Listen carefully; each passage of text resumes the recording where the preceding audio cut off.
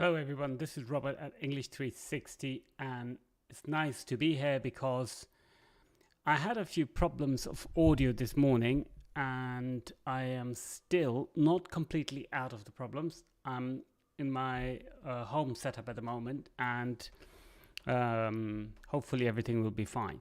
So this morning we talked about a very important problem which is to do with the new COVID variation that we have in the UK and that many people are wondering, sorry about this, many people are wondering what the problem is and why do we have another COVID? Well, this is not another COVID virus, it's the same one but with a variation. So it's the brother or the sister or the friend, you could say. The friend of the COVID-19. It's COVID-20, something like that. So this was very important because we talked about the BBC, how the BBC are covering this issue. And so I'm going to repeat this tomorrow in the morning and hopefully we'll be able to see it again. So today's show is about food. Every Monday lunchtime, we do a show about food. Have you been to New York ever? You haven't? You have? Well, in this city, there are many places where you can eat. People always say that New York never sleeps. This is because the people are always going around, going to work, meeting friends, going to pubs, watching games and going out with friends. All this was before COVID, of course. Now it's a totally different, it's totally different. So my video is about 10 places that you can visit in New York when eventually we do go to New York and we are finally over this COVID period. So that's the important thing to remember, that one day we will come out of this COVID problem and we will go to New York or to London or to Paris and we will eat junk food because junk food is okay during the holidays. So I had a really nice article that I wanted to show you, which is from the Time Out. If you know what Time Out is, it's a magazine, very famous in the UK and in America. And it talks about different places that you can see and visit and eat from. So this is the first one, so let's go. Right, so this article talks about the 10 best places where you can eat in New York. So I'm talking about junk food, of course. I'm not talking about haute cuisine and very fancy food with shrimps and sushi and all that. No, this is just fancy food, as you can see. So the best fast food restaurants in New York City. We rate best fast food restaurants for pizzas, burgers and snacks that will fill you up before your long subway ride. Subway in American English is the underground.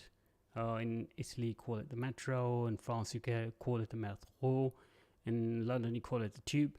So there we go. Right, let's go. This is, the first one is called the Shake Shack. Shack is a place which is not very, it's a bit old, it's a bit breaking down. So they called it the Shake Shack.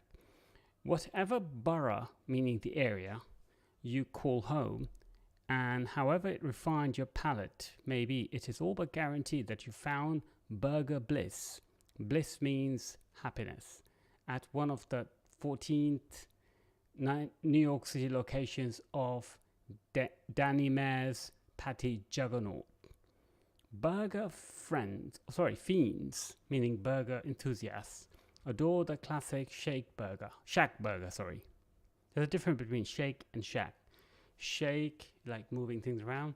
Shack is what I said before.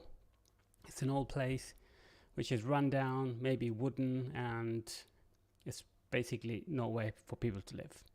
Vegetarians cleave to the stupendous shroom burger, and anyone who can handle lactose has ascended to ice cream nirvana with an ice-cold custard concrete. This contemporary food staple may be ubiquitous and it's always packed, but it never fails to satisfy. So this is a place. Let's see if we can get a picture. There it is. This is pre-COVID, of course. No social distancing, no masks. You can see. So you've got chairs outside. You can sit down and kind of, you can also order delivery now. Let's see how much it costs. So you've got Shack Burger, $6.29. Looks like meat with cheese, tomato, salad. You've got fries at a decent price, and you've got shakes, milkshakes. It's quite common for Americans and the Brits to eat burger and drink milkshake together with it. It's very heavy. The good thing is that it's all natural Angus beef, no hormones, no antibiotics ever, served on a non-GMO potato bun. Because in America you are allowed to use hormones in meat, you have to be careful where you go, because if you're in America and you're eating meat, it is possible that you might end up eating more than just meat, hormones. You've got other burgers. Oh, come on, give it a break. You've got other burgers here, you see. You've got chicken burgers. They tend to be this one's a bit more expensive. Then you've got crinkle cut fries, different types of fries. Flat top dogs, hot dogs obviously, shakes. They're quite pricey. But I mean, I think this is a meal in itself. If you have one of those shakes, then this is a meal in itself. Yeah. Right. Where are we now? Uh-oh. I don't think you can see it. I am so sorry. I've been talking with an empty screen. That is terrible. Let's start. This is the Shake Shack I was talking about. And because I moved the window, you couldn't see anything. I'll leave the link in the description so you can see it yourself. So here we have different types of burgers. As I was saying, you have different prices, and if you don't want to go there because obviously there's a lockdown or something, then you can order it. Okay, so this is the first one. Then we have all those windows keep opening. There we go. Sweet green. So this is not very comfortable because I've got a screen on this side and I've got the camera on here. So anyway, we've all read think pieces about the future of fast food, but how many earth-friendly, healthy takes on quick eats actually sound good? It's a really long sentence. Luckily, this DC import follows through when it comes to totally stacked salads. The rad Thai is packed with citrus shrimp, sprouts, and sunflower seeds in spicy cashew dressing. So there's a lot of different foods there. I didn't even know it existed. So really weird.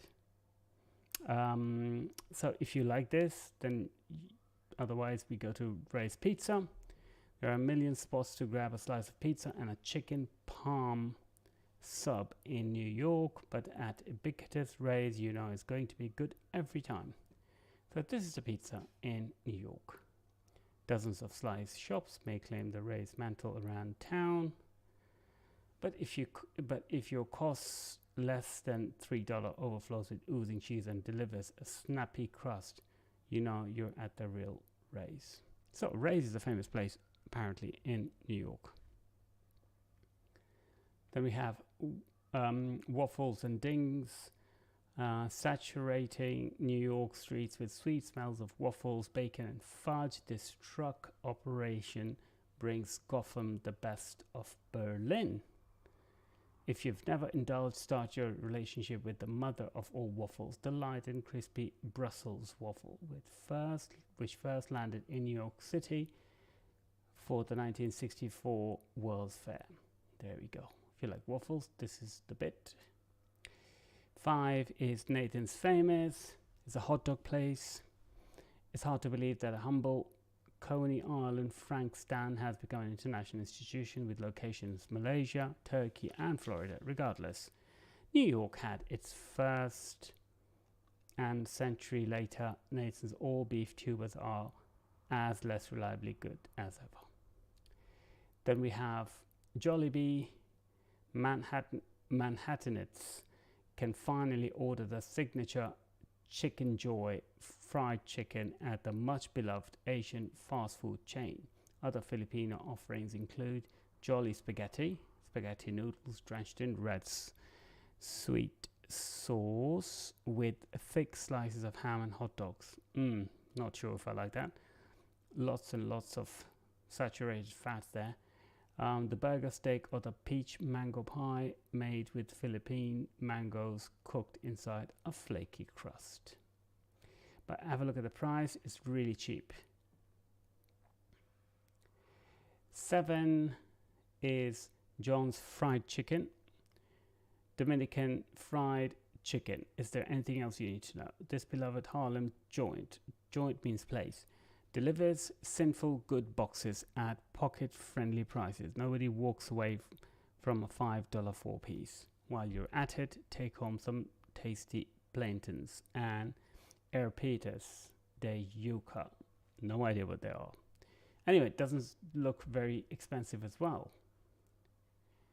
Time is an Israeli restaurant, is it?